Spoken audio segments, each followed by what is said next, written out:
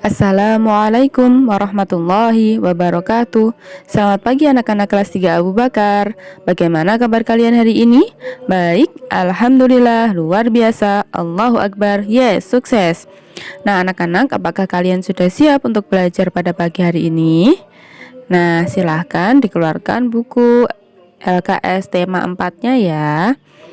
Sebelum itu, marilah kita mulai pembelajaran pada pagi hari ini dengan membaca suratul Fatihah terlebih dahulu. Kedua tangan ditengadahkan, kepala agak ditundukkan, berdoa mulai. Al-Fatihah. A'udzu billahi minasyaitonir rajim. Bismillahirrahmanirrahim. Alhamdulillahi rabbil alamin. Arrahmanirrahim. Maliki yaumiddin. Iyyaka na'budu wa iyyaka nasta'in. Ihdinas siratal mustaqim.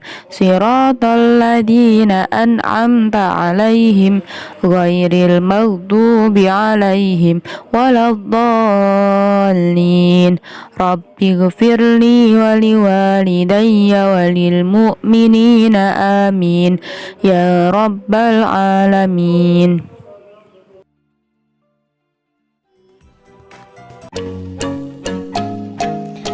Hai teman-teman. Sebelum kita ke materi, Miss Imas akan menyampaikan tujuan pembelajaran kita kali ini.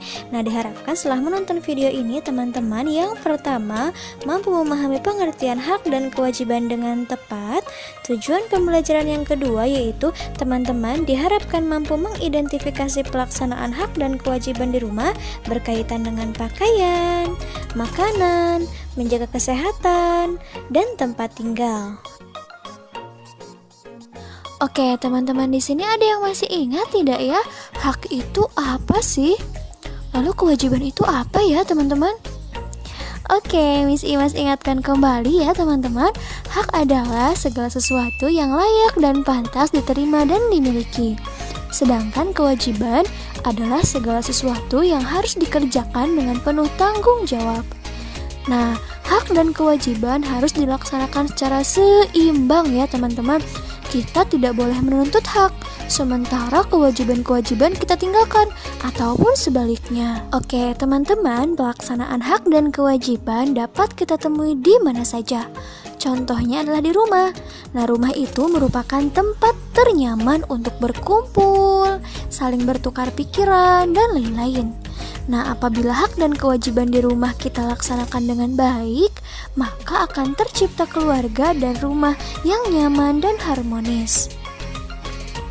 Oke, berikut Miss Ima sampaikan beberapa contoh hak kita di rumah.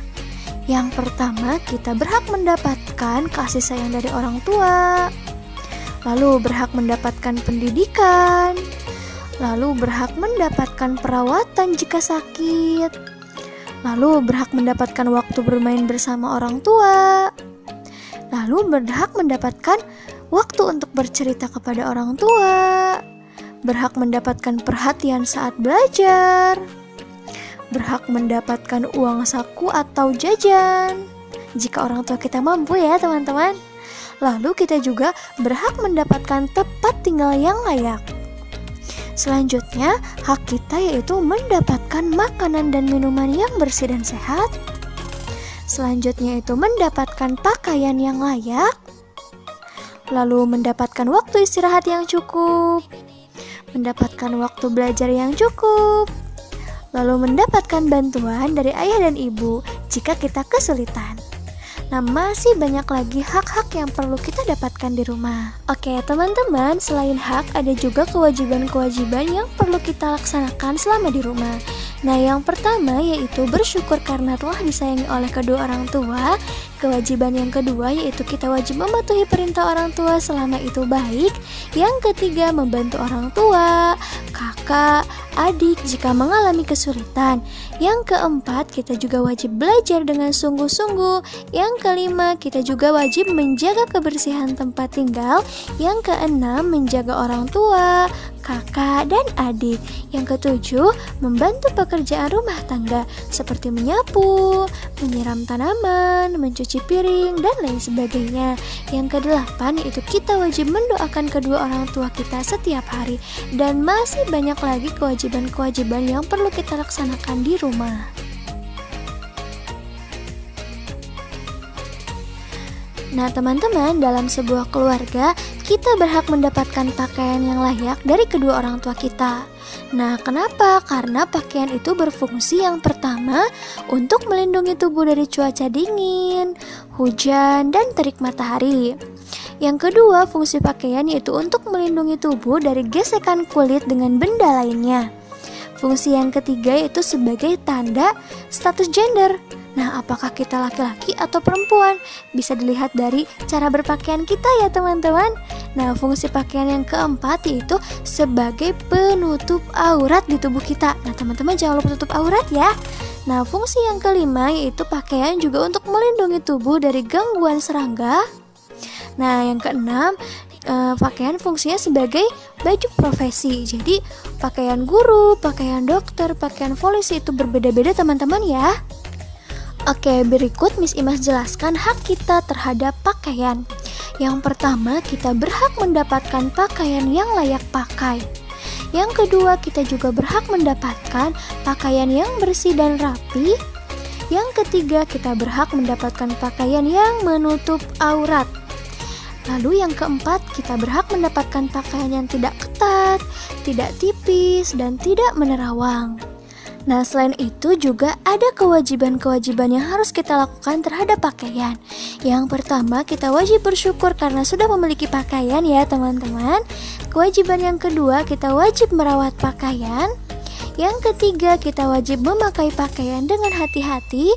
Yang keempat, menjaga pakaian agar tidak cepat rusak dan kotor. Yang kelima, mengenakan pakaian yang menutup aurat. Yang keenam, mengenakan pakaian yang sesuai dengan kebutuhan. Yang ketujuh, tidak mengenakan pakaian yang tipis dan menerawang. Yang kedelapan, mengenakan pakaian yang tidak ketat. Dan yang kesembilan, mengenakan kerudung bagi perempuan muslim ya teman-teman. Oke teman-teman, tadi Miss Imas sudah jelaskan kalau misalkan salah satu kewajiban kita terhadap pakaian adalah merawat pakaian. Nah, bagaimana ya cara kita merawat pakaian teman-teman? Betul sekali. Yang pertama caranya yaitu mencuci pakaian jika kotor. Nah, cara yang kedua, setelah kita cuci lalu kita jemur pakaian sampai kering. Nah, cara yang ketiga, setelah kering kita wajib merapikan pakaian kita dengan cara disetrika. Nah, yang keempat, setelah disetrika kita lipat pakaian tersebut lalu rapikan di lemari. Oke, selain pakaian, tubuh juga perlu kita rawat loh teman-teman. Nah, ada hak dan kewajiban berkaitan dengan tubuh kita. Nah, hak berkaitan dengan tubuh kita yang pertama, kita berhak mendapatkan tubuh yang sehat. Nah, bagaimana kewajibannya untuk mendapatkan tubuh yang sehat? Yang pertama, kita harus makan makanan yang bergizi. Lalu makan teratur seperti sarapan, makan siang, makan malam setiap hari dengan teratur. Yang ketiga, istirahat yang cukup. Yang keempat, rajin berolahraga. Dan yang kelima, minum air putih secara teratur. Nah teman-teman, untuk mendapatkan tubuh yang sehat, ada hak dan kewajiban yang perlu kita laksanakan terhadap makanan ya teman-teman. Karena makanan itu merupakan sumber energi bagi tubuh manusia. Manusia memerlukan makan dan minum setiap hari. Jika manusia tidak makan dan minum, tubuhnya akan lemas, lemah, dan sakit sehingga tidak akan mampu melaksanakan aktivitas sehari-hari dan beribadah kepada Allah pun akan terganggu. Oleh karena itu, kita wajib menjaga tubuh kita. Oke, teman-teman, berikut Miss Imas jelaskan beberapa hak kita terhadap makanan. Yang pertama, kita berhak mendapatkan makanan dan minuman yang bersih, sehat, dan bergizi setiap hari. Yang kedua, kita berhak mendapatkan sarapan, makan siang, dan makan malam setiap hari.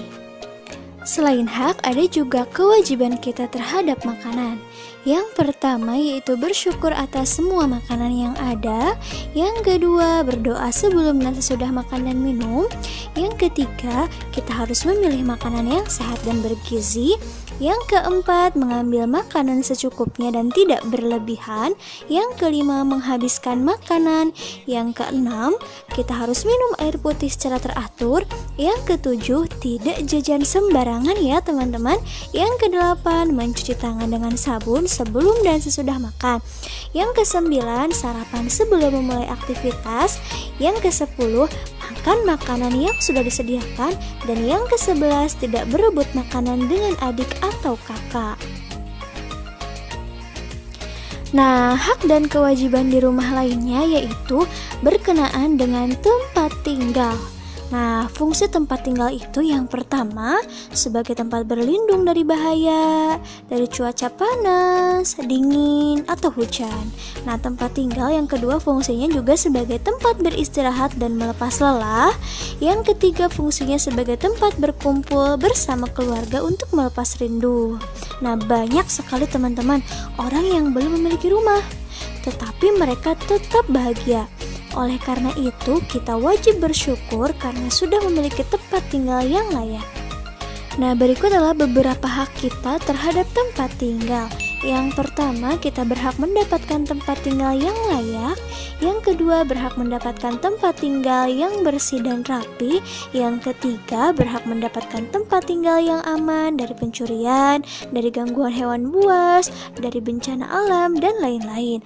Nah, yang keempat, kita juga berhak menggunakan fasilitas rumah dengan hati-hati. Selain hak, ada juga kewajiban-kewajiban yang harus kita laksanakan terhadap tempat tinggal. Yang pertama, kita harus bersyukur karena telah memiliki tempat tinggal yang layak. Yang kedua, kita wajib membantu orang tua untuk menata dan merapikan rumah.